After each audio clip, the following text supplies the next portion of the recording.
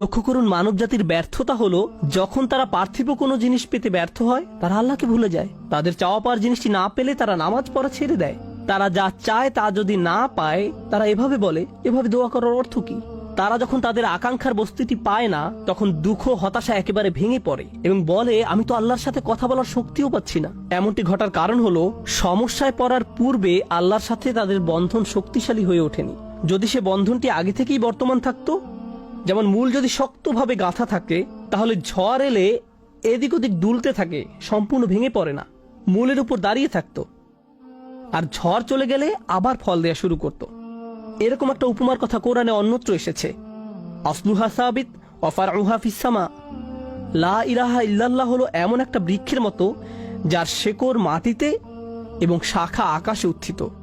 এটাই ঈমানের শক্তি। এই আধ্যাত্মিক শক্তির ধারণাটি আরো পরিষ্কার করার জন্য আমি আপনাদের নিকট একটা উদাহরণ পেশ করব। শক্তিকে আমরা বিভিন্ন জিনিসের সাথে সংযুক্ত করি। আমি বহু বছর আগে একটা ঘটনা নিয়ে কথা বলছিলাম, কিন্তু এখন এটি আমাকে অনুপ্রাণিত করে। যুক্তরাষ্ট্রের নিউ অরলিন্স অঙ্গরাজ্যের একটা পরিবারের একটা ঘটনা। পরিবারটা ছিল অনেক ধনী, তাদের গাড়ি ডিলারশিপের ব্যবসা ছিল, তাদের দোকান ছিল একেবারে সমুদ্র সৈকতের পাশে। তারা দামি দামি গাড়ি আমদানি করত এবং বিক্রি করত।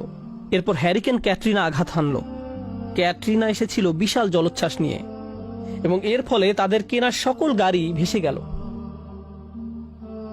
একমাত্র লেক্সাস এলএস মডেলের একটা গাড়ি বর্তমান ছিল এবং পরিবারটা এই গাড়িতে করেই হ্যারিকেন আক্রান্ত এলাকা থেকে পালিয়েছিল। দুর্যোগ শেষ হওয়ার কয়েক মাস পরে স্টেটের সবকিছু খুলে দেওয়ার পর আমি আবার তাদের সাথে দেখা করতে গিয়েছিলাম। যে পরিবারটি মাসে প্রায় 2 কোটি টাকা আয় করত, তারাই এখন সেই লেক্সাস গাড়িতে করে পিজা ডেলিভারি দিচ্ছে। পরিবারটি এখন এই কাজ করছে। এক ব্যক্তির পিজা দোকানের জন্য তাদেরকে হায়ার করা হয়েছিল। মা বাবা দোকানে পিজা বানাতো আর ছেলে লেক্সাসে করে সেই পিজা ডেলিভারি দিত। আমি যখন এটা দেখলাম, কল্পনা করতে পারেন অন্য কেউ যদি এরকম পরিস্থিতিতে পড়তো, অন্য কোনো মিলিয়নিয়ার যদি এভাবে দেউলিয়া হয়ে যেত, তাদের কি হতো? তারা সম্পূর্ণ হতাশ হয়ে যেত, মদের বোতল হাতে জীবন পার করে দিত। কারণ তারা মনে করত যা তাদের ছিল তাই তাদের শক্তিশালী করেছে। এখন যেহেতু এই সম্পদ হারিয়ে গেছে, আমার পক্ষে আর এই পরিস্থিতি মোকাবেলা করা সম্ভব নয়, এই ধরনের ক্ষতি সহ্য করা সম্ভব নয়। কিন্তু এই পরিবারের ক্ষেত্রে যখন আমি তাদের সাথে দেখা করলাম, সবাই খুবই শান্ত, নির্বিঘ্ন। বাবার অনেক বয়স হয়েছিল। এইরকম বয়সে এমন ক্ষতির সম্মুখীন হলে মানুষ হার্ট অ্যাটাক করে, উচ্চ রক্তচাপে ভোগে, কিন্তু এই মানুষটা সম্পূর্ণ শান্ত। তো আমি তাকে জিজ্ঞেস করলাম, কিভাবে এটা সম্ভব? আমি এমনকি আমার প্রশ্ন করাও শেষ করতে পারিনি। আমি শুধু বললাম, কিভাবে? তিনি হেসে উঠলেন।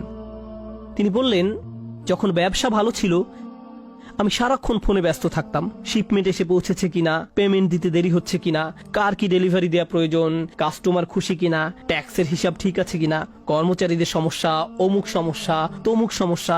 এসব কারণে আমি কোনো মতে জুমার নামাজে উপস্থিত হতে পারতাম কোনো রকমে। কিন্তু এখনো তো টেবিলে খাবার আছে, এখনো তো আমাদের মাথার উপর ছাদ আছে, আর এখন আমি নিশ্চিন্তে মসজিদে গিয়ে নামাজ আদায় করতে পারি। আর সকালে ঘুম থেকে উঠে আমাকে কিচ্ছু নিয়ে ভাবতে হয় না, একমাত্র আমার রবকে মনে করা এবং তার কৃতজ্ঞতা জ্ঞাপন করা ছাড়া।